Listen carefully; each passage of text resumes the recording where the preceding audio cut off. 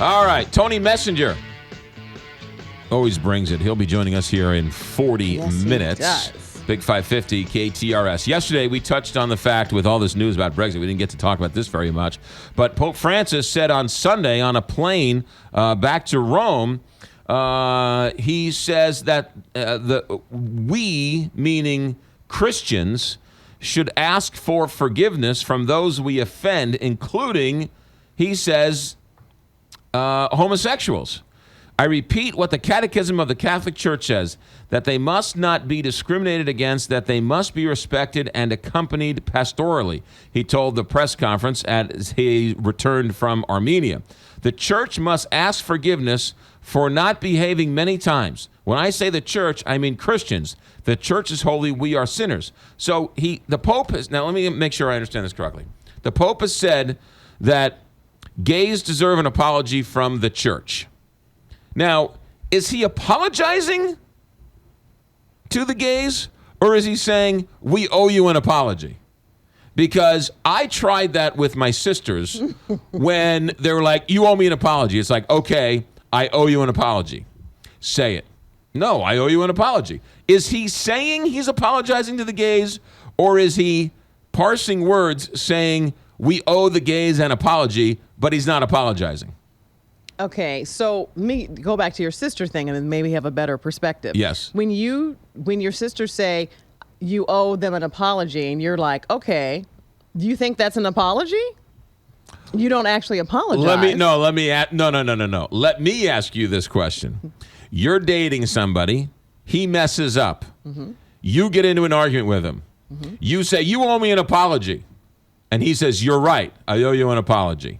Is that good enough for you? No. All right, then. So you answered your own question. So I have tried to get away with, all right, you're right. I owe you an apology.